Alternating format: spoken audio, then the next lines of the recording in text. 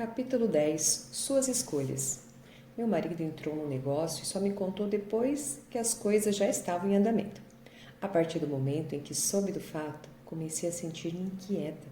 Achei que a ideia era ótima e a visão dele a respeito excelente. Porém, não podia fugir da nítida falta de paz que sentia no íntimo. No entanto, quanto mais eu orava, mais forte era a minha sensação. Quando lhe mencionei minha inquietação, meu marido respondeu na defensiva. Você não confia em que eu tome a decisão certa? Ele deixou claro que aquilo era algo que desejava e não estava disposto a ouvir qualquer opinião contrária. O único discurso que me restou foi orar, e fiz isso. Disse diversas vezes a Deus: mostre-me se estiver errada. Gostaria que desse certo porque a ideia é boa, mas se o que eu estou sentindo for verdade, torne isso claro para ele em tempo de deter o processo. Mostre-lhe a verdade e feche a porta. Na última hora, no momento em que os contratos iam ser assinados, os olhos de Michael subitamente se abriram para vários incidentes que o fizeram duvidar das verdadeiras intenções das outras partes envolvidas. Deus revelou-lhe tudo e o negócio foi desfeito. Embora fosse difícil para ele aceitar isso na ocasião, meu marido sente-se grato por ter sido poupado de muitos aborrecimentos.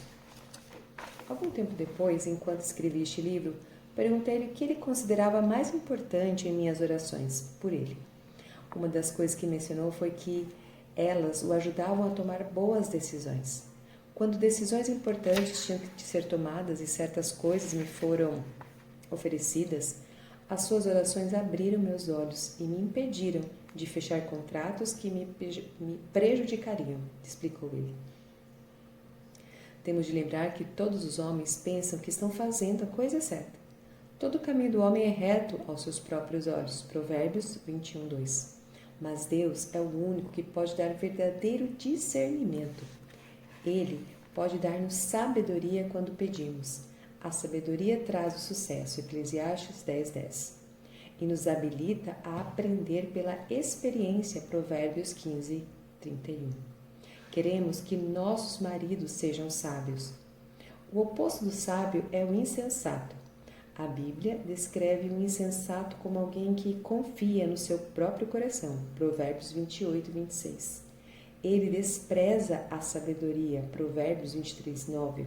Só quer falar e não ouvir. Provérbios 18, 2. Em outras palavras, você não pode dizer-lhe nada.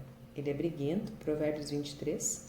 E fica irado e arrogante quando você tenta argumentar com ele. Provérbios 14, 16. O insensato é alguém incapaz de pesar bem as consequências de seus atos. Como resultado, ele não faz escolhas sábias. Se você tiver um marido assim, ore para que ele receba sabedoria. Se o seu marido não for um perfeito insensato, porém, age às vezes como se fosse, não tente corrigi-lo. Deus é o único que pode fazer isso. O seu trabalho é amá-lo e orar por ele. A Bíblia diz: o temor do Senhor é o princípio da sabedoria, e o conhecimento do santo é prudência. Provérbios 9, verso 10. Isso significa que você começa orando para que o temor do Senhor tome conta dele. Depois, ore para que ele tenha bons conselheiros. Bem-aventurado o homem que não anda no conselho dos ímpios.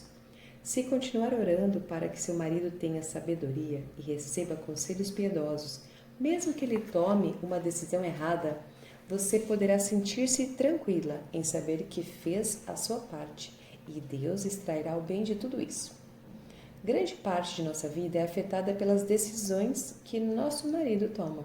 Devemos ser sábias e orar para que suas decisões sejam boas. Vamos orar? Senhor, encha meu marido com o temor do Senhor e dê-lhe sabedoria para cada decisão que tomar. Que ele reverencie ao Senhor e aos seus caminhos e busque conhecer a sua verdade. Dê-lhe discernimento para tomar decisões baseadas na sua revelação. Ajude-o a fazer boas escolhas e impeça que faça algo insensato. Tire a insensatez do seu coração e capacite-o a reconhecer rapidamente o erro e a evitá-lo. Abra seus olhos para ver claramente as consequências de qualquer atitude que pretende tomar. Oro para que ele ouça os conselhos piedosos e não se recuse a aprender. Dê-lhe forças para rejeitar o conselho dos ímpios e ouça o conselho do Senhor acima de todos. Declaro que, embora haja muitos propósitos no coração do homem, o desígnio do Senhor permanecerá. Ensine-o mesmo enquanto dorme, e pela manhã oro para que ele faça o que é certo, em vez de seguir as inclinações da sua própria carne. Sei que a sabedoria deste mundo é loucura para o Senhor. Que ele, então, não o aceite, mas mantenha os olhos no Senhor e tenha ouvidos para ouvir a sua voz. Amém. Instrumentos de poder. Provérbios 1:5.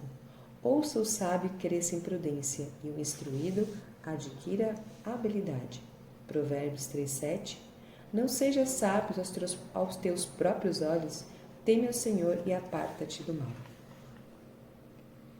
Provérbios 1:7.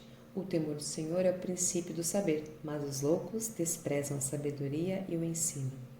Provérbios 1:28-30. Então me invocarão, mas eu não responderei.